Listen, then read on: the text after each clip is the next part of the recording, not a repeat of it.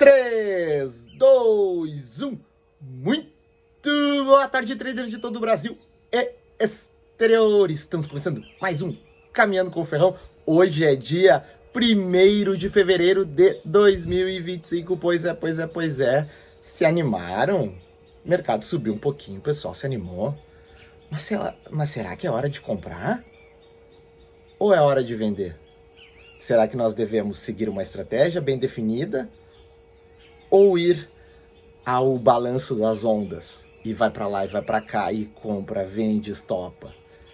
Pois é, eu selecionei para vocês uma entrevista do Rui Alves, gestor do Fundo Kinea, né, que ele fala, né, que na opinião dele, chegou um momento de vender, porque nós teremos 20 meses turbulentos pela frente até as eleições. Ele fala tem vários trechos aí muito legais. Eu vi que o pessoal gostou do último vídeo que eu coloquei do Peter Lynch, né? Então eu vou começar a botar mais algumas entrevistas, alguns vídeos assim no canal, né? E semana que vem eu volto falando sobre as minhas posições, como é que eu penso o mercado. Bom, nada mudou. Eu estou vendido em Bova 11, estou comprado em Suzano. No mais, tá tudo igual, seguindo uma estratégia que até hoje foi de sucesso. Será que vai mudar? Será que tem que se desesperar? Ou será que a gente tem que manter firme o nosso racional? Porque o mercado sempre vai nos testar. E daí ele testa as nossas convicções. E eu vejo isso aí todos os dias lá no canal. As nossas convicções sendo testadas. Então fiquem aí a seguir com a entrevista que eu selecionei para vocês. Abraço a todos. O mercado, ele te dá o prêmio de você ver as coisas antes que os outros vejam. O prêmio do mercado financeiro é você identificar a realidade antes que outras pessoas identifiquem a realidade. Então ele funciona mais ou menos assim, sempre. Tá? Existe uma realidade que tem que ser percebida. Algumas pessoas percebem essa realidade antes. E elas pegam o retorno do mercado financeiro. Outras pessoas percebem a realidade tarde demais, quando já está absolutamente claro o que está acontecendo. Essas pessoas não pegam nenhum retorno no mercado financeiro. Pelo contrário, elas pegam até o movimento contrário, que é o chamado violino. Né? Elas estão compradas quando a coisa está indo contra elas percebem a realidade, viram a mão, e quando elas viram a mão, o mercado volta contra elas porque já é tarde demais. Tá? Então essa questão do Brasil, por exemplo, eu acho que foi a clássica coisa. Quem percebeu por volta de junho, tá? A gente vendeu a Bolsa na segunda metade do ano. Tá? A gente teve um retorno muito bom vendido na Bolsa Brasileira ano passado. A gente percebeu a realidade cedo da Bolsa Brasileira. Então a gente vendeu a Bolsa Brasileira. Quem percebeu tarde, percebeu realmente quando a crise da dívida estava muito clara no Brasil, que era o final do ano passado, e vendeu ali, aquele cara tomou o violino, chamado violino. Violino é porque você toca dos dois lados, né? E tem o triolino, que é que você compra, cai, daí você vende, sobe, você compra de novo, cai de novo. É o triolino. O triolino te custa a carreira, tá? Mas o violino... Eu ia falar isso, às vezes o triolino eu conheço muita gente que perdeu a carreira no triolino. Mas o violino é um clássico. Por que o violino? É um clássico, né? A pessoa percebe tarde demais, muda de mão, quando na verdade é o momento do mercado recarregar. Então, eu acho que o Brasil ele passa por um momento muito desse tipo. As pessoas demoraram para perceber o quão ruim a situação era. Quando perceberam, o mercado já estava muito posicionado, vendido. E aí o mercado vai te testar. O mercado vai sempre te testar, querido. O mercado não vai te dar retorno de graça. Não vai. Ele vai te testar de volta. Aí ele vai testar a força da tua mão. Se você realmente entende a questão estrutural que você está inserido. Eu acho que o Brasil, o movimento de janeiro do Brasil, tem algumas características dessas. O Banco Central estufou o mercado de dólar em dezembro, né? Janeiro é um mês que tende a ser melhor.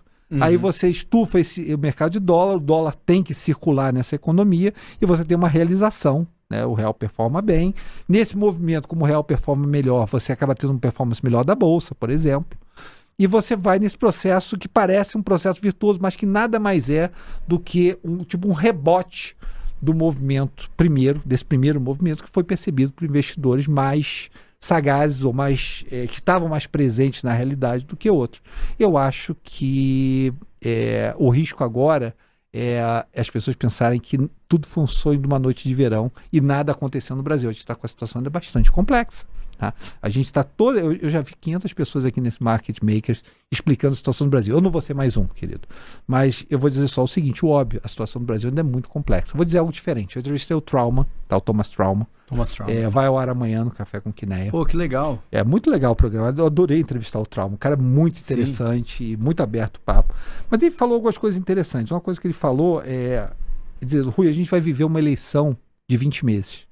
Porque o que acontece no Brasil é o seguinte: no Brasil, você tem uma eleição de 5 meses, em que você diz assim, cara, deu a louca no gerente, os caras vão fazer tudo, vai ter tudo de tudo quanto é lado, pautas horrorosas no Congresso, vão aprovar kamikazes, vão aprovar PECs horrorosos, mas é só 5 meses. Depois o pessoal volta à sanidade e a Faria Lima esquece isso. Só que o problema agora é que você vai viver uma eleição de 20 meses, a popularidade do presidente começou a cair agora. E você ainda tem até novembro do ano que vem, outubro, novembro do ano que vem, para você definir essa eleição. Você imagina o que vai ser esse período? E esse período não é, quando você vai assim, não é um período que é assim, conduz a boas decisões tecnocratas. É um período que vale tudo, tá? Então acho que vai ser um período difícil para o Brasil nesse sentido. Aí vai dizer assim, vai ter os períodos que vai ter aquela hora que tudo vai parecer bem, o período entre ondas, né? Tudo parece bem, até que vem o próximo vagalhão na sua direção, né?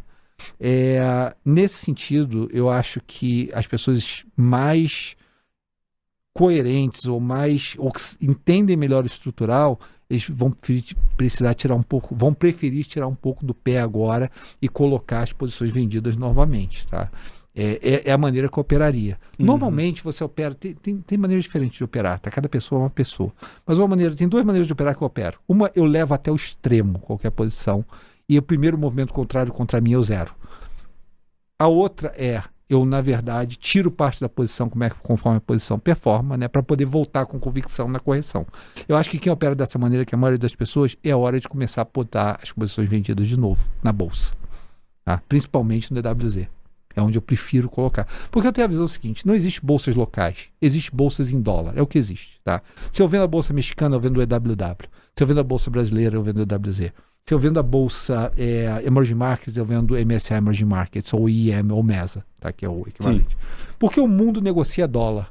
E você fica olhando para a Bovespa em si, você não vê um ativo real. Porque 40% da Bovespa é dólar. Então você vê um travesti em real de uma coisa que 40% daquilo ali dentro é dólar. Sim. E todo mundo, como o dinheiro marginal do mundo é global, quem faz o preço da Bovespa não sou eu. Quem faz o preço da Bovespa é o investidor internacional. No mundo inteiro. Então, se é um investidor nacional, veja o preço em dólar, não veja o preço em real. É meu conselho, tá? Eu acho que talvez seja a hora de você começar a entrar novamente com posições vendidas. Nada é garantido nesse mundo, tudo é adaptação, mas me parece que eu acho que as pessoas, eu fico curioso no momento quando o price action fica bom, e várias pessoas vêm e dizem assim, poxa, era tudo um sonho ruim.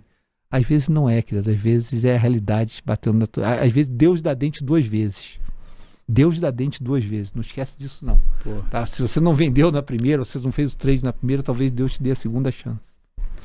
É que a segunda é definitiva, né? Também tem... Não, eu acho que são várias ondas. Eu acho que o Lulu Santos era um poeta quando disse que a vida vem em ondas como o mar. O investimento também vem em ondas. Então, saiba reconhecer isso. A verdade dessa profissão é o seguinte: você tem que ter, no final das contas, você tem que ter uma visão da direção que as coisas estão indo do ponto de vista estrutural. Estrutural que eu digo, entender da realidade. Tá? Porque senão você vai viver ao sabor das ondas.